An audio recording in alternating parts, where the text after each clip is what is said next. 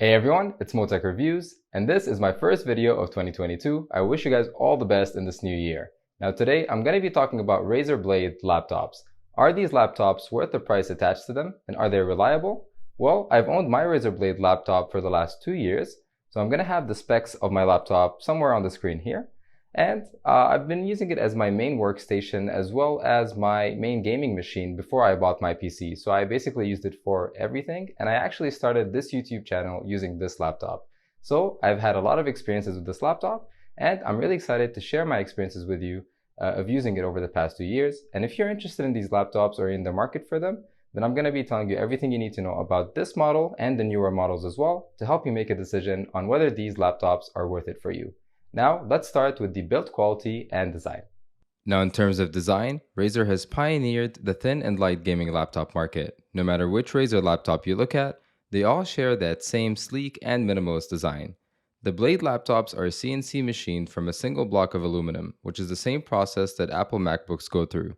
This gives Razer laptops that premium, high-quality build that is, in my opinion, the best in the Windows laptop market. It's a true step above the competition in terms of build quality and materials, and there's no flex anywhere on the top or on the keyboard. It just feels so solid and satisfying to hold. The hinges Razer put into these Blade laptops feel solid and stiff, and they stood the test of time on my Blade 15 here. It's really easy to open the lid with one hand as well, which is a nice plus to have on a premium laptop like this one. Now moving on to the display, the bezels around the screen are nice and thin, but the chin can be a bit too big because this is still a 16:9 screen ratio. I do wish that they switched to a 16:10 screen ratio in the future because that's just going to make a thinner chin at the bottom so the display will look better and you're just going to have more screen to work with, so it's a better ratio for productivity. Now you'll see that same minimalist approach to design that you have on the outside of the keyboard also translate to the keyboard, speakers, as well as the trackpad. Razer also has this vibrant and beautiful RGB keyboard backlighting throughout the whole gaming range, but it does have the upgraded per key lighting in the Razer Blade 15 Advanced like I have here on mine. Now most of the Razer laptop lineup comes in this black ionized color like I have here on my Blade 15. And while this color does look striking and sleek when it's clean, this will rarely be the case because this black finish is a major fingerprint magnet, which can really take away from the design over time. Now Razer does offer some of the models in a mercury white color, which is essentially silver, and that doesn't collect fingerprints the way that this black color does. It's a bit harder to get your hands on the white color, and it doesn't apply to all the models and configurations. I would love to see a lighter gray color or the mercury white color be applied to more SKUs of the Razer Blade laptops. In terms of branding, on the inside of the laptop, once you have the lid open, there's barely any branding here, just this word print Razer logo. But on the outside, the branding is quite aggressive.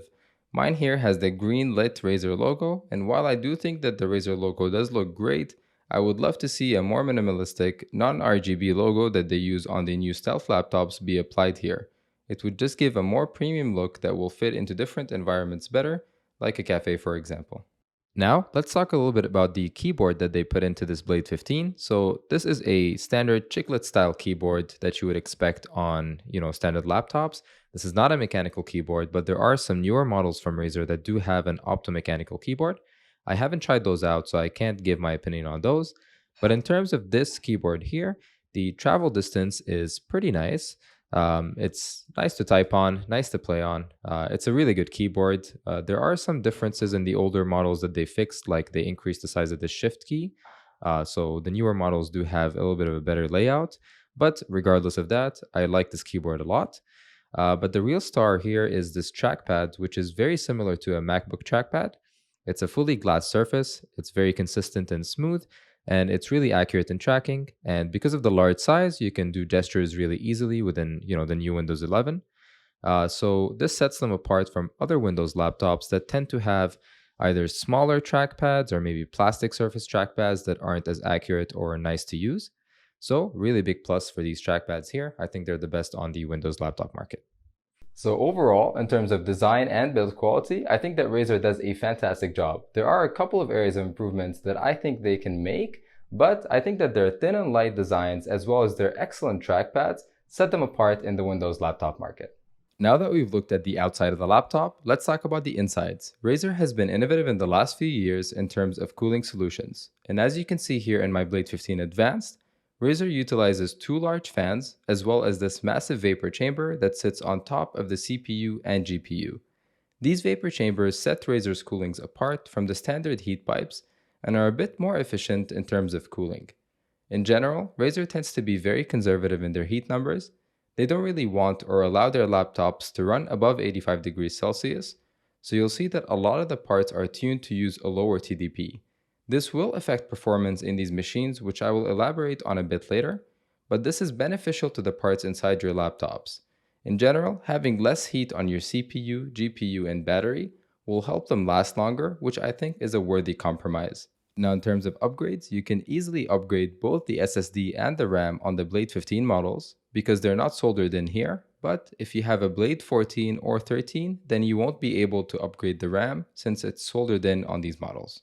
Now, in terms of gaming performance, Razer laptops pack a powerful punch in comparison to their thin and light bodies. My Blade 15 here is able to run AAA games with at least 130 FPS on lower settings, and it's also able to run competitive games like League of Legends or CSGO at over 200 FPS consistently. It also has a really nice and fast 240Hz IPS panel that has a low input delay as well as great viewing angles because it is an IPS. So it's a very capable gaming machine, and while it's far from what a desktop with these specs can do, we have to remember that this is a machine that you can carry anywhere with you. So for people who are constantly on the move, this will offer an awesome gaming experience with no compromises.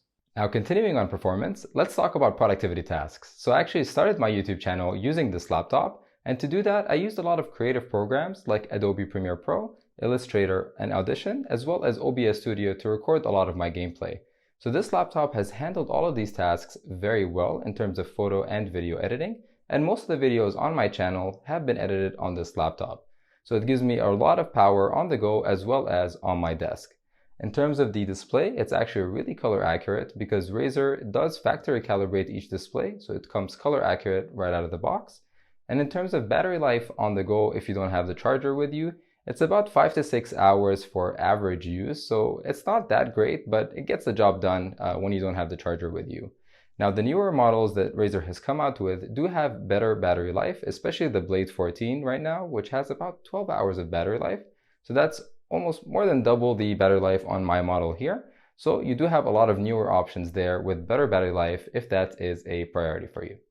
Now, I do want to circle back and talk about how Razer does cap the performance of these laptops to keep them from getting too hot. So once my CPU hits about 75 degrees Celsius, my laptop does start to throttle constantly. Now, this doesn't affect gaming performance because that's more dependent on the GPU, but CPU intensive tasks like rendering my videos does get affected heavily. For example, when I want to render out a 10-minute 1080p video, that takes me about 1.5 hours to finish, while my PC can do the same job for less than 5 minutes. So this is a really big difference here because of that problem. But I do expect that problem to get a lot better with the newer models like the Blade 14 that has the new and efficient Ryzen processors, as well as the new Intel 12th gen models that will have a lot more efficient CPUs that won't get as hot. Now, we expect our laptops to be reliable. After all, we spend a lot of money and time picking out these laptops, and we want them to last us the longest time possible. Now, Razer Blade laptops haven't had the best reputation online for reliability, but over the past 2 years that I've owned this laptop, I've honestly faced zero issues with it. It's performed flawlessly throughout all the tasks that I threw at it, from gaming to editing my videos and writing my scripts. So it's been really good to me so far, and I have no complaints. I do a few things as check the internals every now and then, and my battery as well, to make sure there's no bloating. And so far, everything has been really good. I haven't faced any blue screens of deaths like we see online, maybe because I update my Windows regularly and do other things as well. So if you want to know more about what I do to keep my laptop running smoothly and keep it lasting for a long time, let me know down in the comments and I can make a video about that so you guys can learn more about what to do. So overall, the Razer Blade 15 has been really good to me over the last 2 years. It's handled everything I've thrown at it very well, and tech is designed to make our lives easier and help us achieve our goals. And I think that the Blade 15 has done both for me. These are expensive products, but the build quality and design are a step above the Windows laptop competition, and their unique approach does make a case for these premium prices. I would personally buy a Razer laptop again based on my experience with this one. Now, if you're in the market currently for a Razer laptop and you're looking for recommendations on which one you should buy, in terms of the most bang for your buck in terms of performance and portability, I would recommend the Blade 14. The Ryzen 5900HX processor is just unbeatable and unlocks these laptops' true potential. Now, if you're looking for a desktop replacement, then the Blade 15 or 17 will fit the bill better. And finally, if you just want something that will have some gaming power for light games and for maximum portability, then go for the Blade Stealth. Alright, so that was all for the Razer Blade laptops on this week's video. Thank you so much for watching this video, and if you did enjoy it, don't forget to hit the like button as well as subscribe to the channel if you haven't yet, because that's the best way to keep up with the video content as well as support the channel. Have an awesome day, and I'll see you all next time.